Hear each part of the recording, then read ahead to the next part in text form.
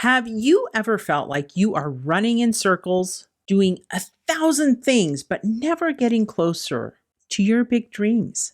We often use the words goals or objectives interchangeably, but they are actually two very different tools in a Christian woman's toolkit. Today, we're answering the question, what is the purpose of goals and objectives? And by the end of this episode, you will understand how to stop winging it and start winning it by aligning your big vision with daily action steps. And we're going to help you solve the pain of busy burnout by showing you how to measure your success by obedience, not just exhaustion. We're moving from scattered ideas to a tactical roadmap. Stay tuned. Ordinary women, extraordinary faith. When God calls, we say yes. The Arise Women of God podcast. Hello and welcome to another episode of the Arise Women of God podcast. I'm your host, Tamara K. Anderson, and joining me today is Amanda Powell of our Women Warriors of Light Advisory Board, an amazing goal-setting expert. We are getting into the mechanics of goal progress today.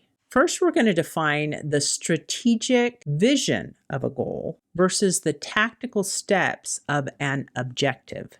Second, Amanda shares her business secret for reaching 100 sponsors by breaking them down into daily phone calls.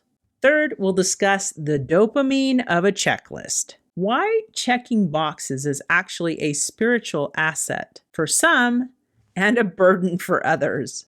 And finally, we'll talk about the Bubble Bath Fallacy. Why success doesn't equal being busy and how to find rest in the seasons of life. But first, let's break down the difference between a goal and an objective. A goal is what you want to do in that amount of time, right? However long you get that. So it's either what you want to do or who you want to become. Because sometimes, like if you do a fitness goal, you're going to become something, right? And a lot of times that what and become kind of go together. Because when you work on a goal, it's going to change you in some way or form. The objectives then are your feet moving. It is the daily action steps that you are going to take to ensure that you reach that goal. The goal is the mountain peak you see through the telescope, but the objectives are the footsteps you're taking right in front of you. If you only stare at the mountain, you might trip over the rocks. Amanda uses this powerful principle every day in her event planning business to make sure she actually hits those big targets. And she's going to break down this secret for us right now. So just in the scope of, I'll talk about my business world a little bit. So I do events, and our goal is that we're going to do 5 events. And at time, I would pull it up and just read you exactly how specific my goal is, because it's very specific. It tells we're going to have 5 events. It talks about what the events are going to be called. So we already know them. How many people, ticket sales that I want to have sold, how many speakers I'm going to have. Like, it's all right there. And then it's got the end of the year on it. So then my objectives then are for this first quarter, my job is to network with companies that I want to speak. I've already decided who I'm trying to target and get. So now I have to reach out to them. So my daily tasks, so like for today, I am reaching out to 3 different companies that I would like to come and present. And I've got my first email that goes out to them. I've got my phone call that goes out to them. Like, I've got it all right here on how I'm going to do that. Once that happens, then I'm going to schedule a Zoom meeting with all of them, right? So it's all those little tiny tasks that's going to lead to getting to this goal up here. And I would say the one thing that I would say is that the goal is broad and vague. If it's broad and vague, your daily action steps are going to be broad and vague. It's going to be harder to get them to come down. I take my goal and I make it as specific as I can, right down to ticket sales, right? We will sell 100 tickets. And have 10 sponsors. Like, that is in my goal. So in order for me to have 10 sponsors, I know that I got to reach out to 100 companies, right? I got to reach out to 100. So in my objective, that's what I'm working on, is by the end of the quarter, I've got to make sure that I have reached out to at least 100 to get my 10. So then I break that down into my daily tasks. If I've got to reach out to 100 to secure 10, how many am I contacting in a day? Right? That is my one focus. When that focus is done, now I'm focused on venues, and I'm focusing on where are we going to host this. So I try to do 4 objectives with every goal because it goes right along with the quarter, right? And 1, you get to celebrate your successes. It helps you measure the gain and not the gap. It definitely helps you, but also lets you know if you're going to meet that goal. Isn't it amazing that specific objectives take the mystery out of the miracle? When you know you need to call 3 companies today, the giant goal stops feeling so scary and unachievable. But once you have the list, how do you actually feel about it? Are you a box checker like me, or does the list itself feel more like a weight? Can I just say I'm a huge fan of checking a to-do list off? So these little objectives that you're doing and you get to check off, oh, that does my heart good. I feel like I've accomplished something at the end of the day. But if I put a big goal on there, so I have my to-do list on the right side of my planner page, and yes, I still use a physical planner. Some people really like to do it on their phone. I like to have it in front of me and actually check it off with a pen. I don't know why. I'm a little old-fashioned, I guess. But on the left-hand side of the page, sometimes I'll write my weekly goals. And then I've got my monthly goals up on my whiteboard, and I've got weekly goals up on my whiteboard, and I get to check them off there too, because if you get to check it off in 2 places, it's even better.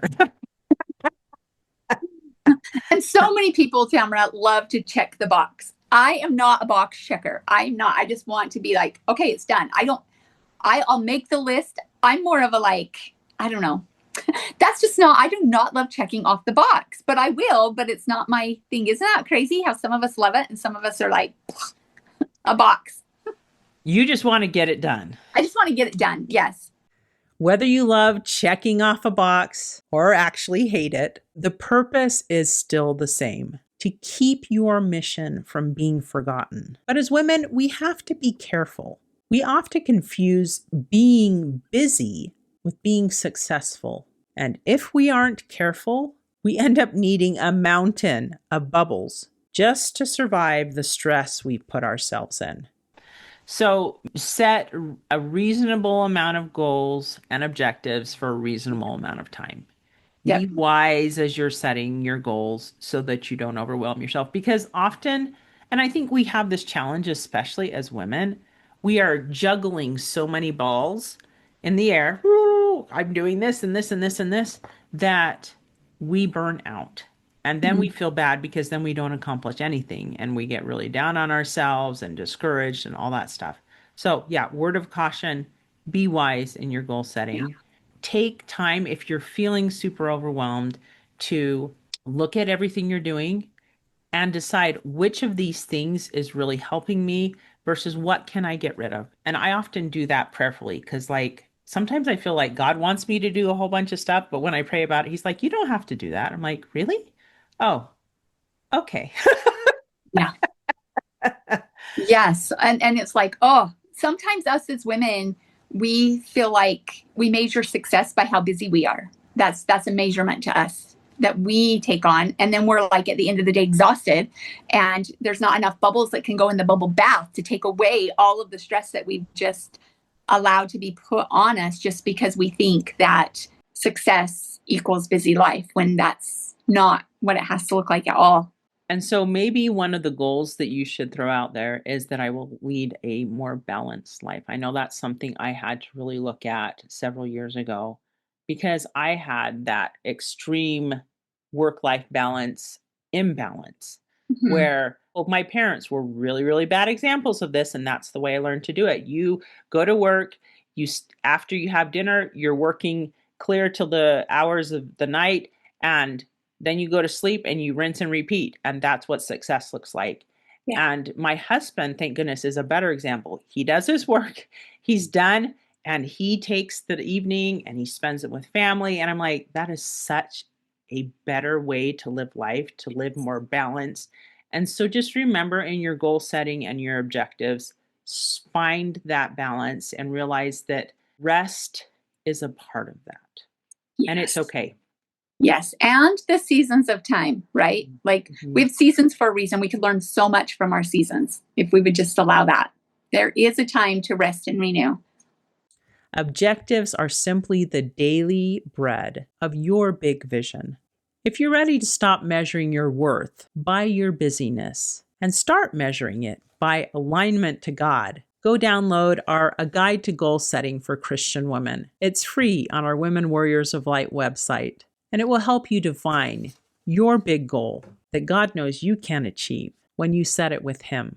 And if you need a community to help you reverse engineer your divine mission without burning out, go check out our Women Warriors of Light accountability group. The links are in the description below.